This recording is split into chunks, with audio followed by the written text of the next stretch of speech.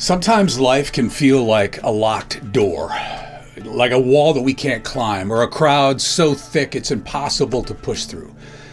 But let me tell you something. When you feel like giving up, that's the moment to press in. That's the moment to go the extra mile, to take another step, to dig deeper, to go higher, to do whatever it takes to get the breakthrough you're praying for.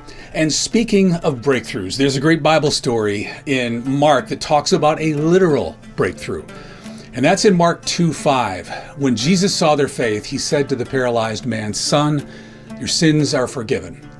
And it's in Mark chapter 2. Jesus was in a house in Capernaum. He was teaching to a packed crowd. People were spilling out of the house, and it was standing room only, literally, because everybody was desperate to hear him. And then here comes a group of four guys. They're carrying their friend on a mat who couldn't walk.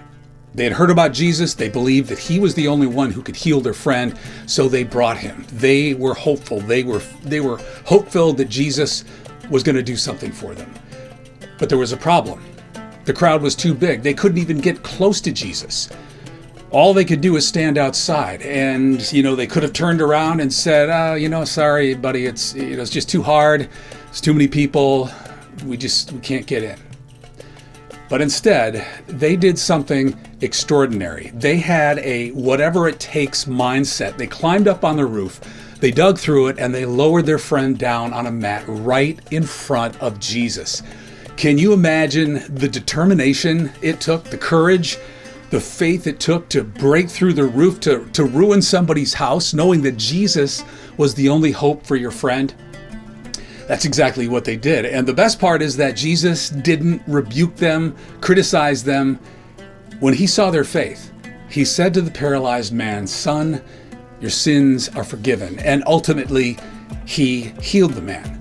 And there was rejoicing in that house. And Jesus responded to that faith. He responded to those four people who said, "You know what, whatever it takes.